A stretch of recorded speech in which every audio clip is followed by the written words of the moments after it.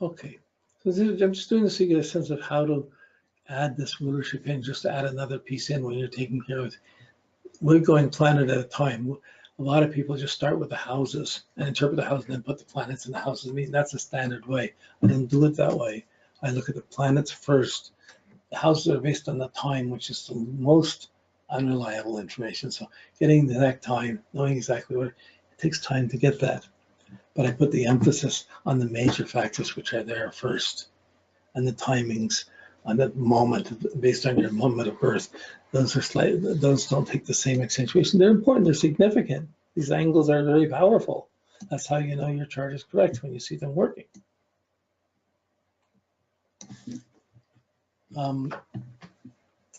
Okay, if we looked at this is her getting her intensely, I gotta get my ideas together, and then she's gonna try and put it out nicely with the Libra in the second house.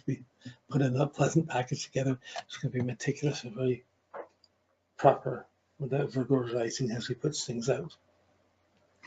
And then, but when it starts reaching out to other people, when she gets around other people, Leo kicks in, and she's gonna have a pride and want to be noticed, or want to have noble friends and creative friends. She's gonna look for confidence in her friends. The Leo is in Aquarius, consider friends who like what she knows. She wants to impress her friends and be applauded for what she knows. It's a bit of a contradiction, but that will be work for her. And as she does that, she'll develop an understanding and a reputation, and more people will know her for that.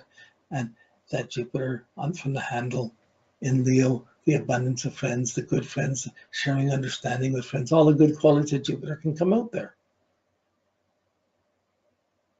But that energy is very different than the energy around home or around personal people that aren't friends, like family and other things. Family and lovers aren't friends and associates. She's lucky with the friends and associates. So when you're looking at the 11th house, it does pull in a bit of the moon, the Cancer rising going into the moon, and it has the Leo there, but it's still like, I see the planets always going up from the IC to the midheaven. So I selectively use these house cuffs, and the different house systems. These middle house cuffs fluctuate a bit, so there's a bit of a leeway around it. Yeah, no, I'm not going to go. I'm not going to go around them all. Let's just see. Yeah, so even when we did the angle, the angles are the rulers of the first, are the same significators as the angular houses. But if you took the fifth house, the house of performance, where the Sun and Mars, and I want to go on things, the Sun and Mars are ruled by Saturn in Aquarius, but the fifth house cusp is in Capricorn. It's ruled by Saturn too. So the need to do things, to get respect, to be dignified, to be responsible, to be authoritative, to be efficient is important. And at the same time, until she has the right knowledge and can prove that, she's going to be told what to do and bossed around, and that's almost intolerable, but she'll grow through that. Sooner or later, she'll say, I can't put up with this anymore. That's stupid.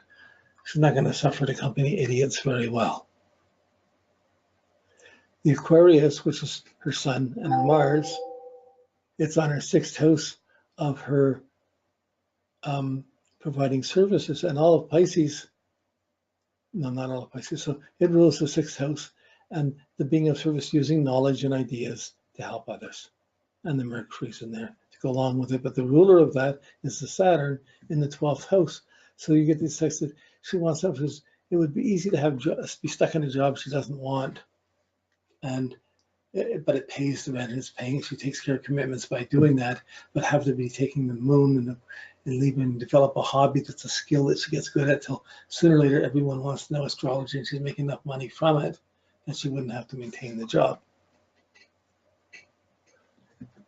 Okay, the sharing resources with others, the 8th house, the 7th house, relationships, Pisces, the belief, complications, but keeping it simple, but having an emotional belief with someone, or faith, but a good understanding. The 8th house, the energies of togetherness, the energies of partnership, is ruled by Aries, as Aries on the 8th house cusp, ruled by Mars, conjunct the Sun. So it's got a very strong judgment, social judgments about what's right or wrong, and how money should be used.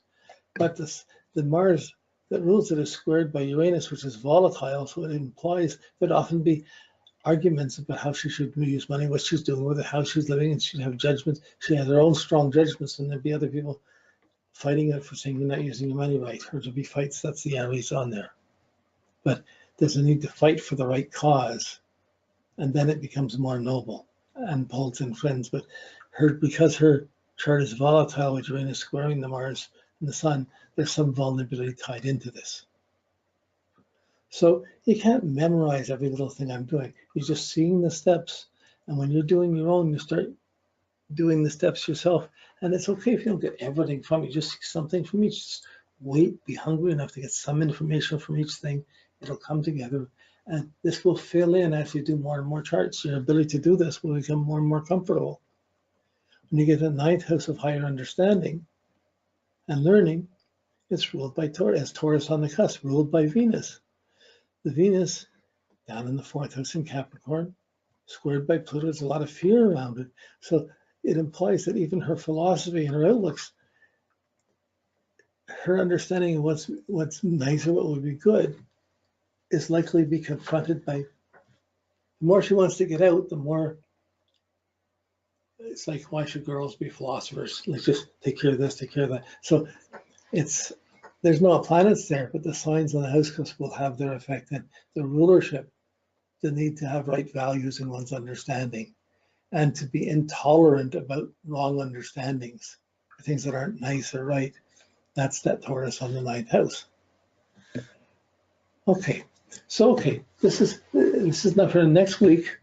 We've done everybody's chart that's in the class in the webinar. So next week we're going to do Donald Trump's chart and work on his chart and go through the steps and see what comes out of it. So we're going to take some more famous people over the next 3 weeks to finish the class, but to do the other charts. So I'll send them off to you. And thanks. Okay. Have a nice weekend. I'll talk to you then. Okay. Bye.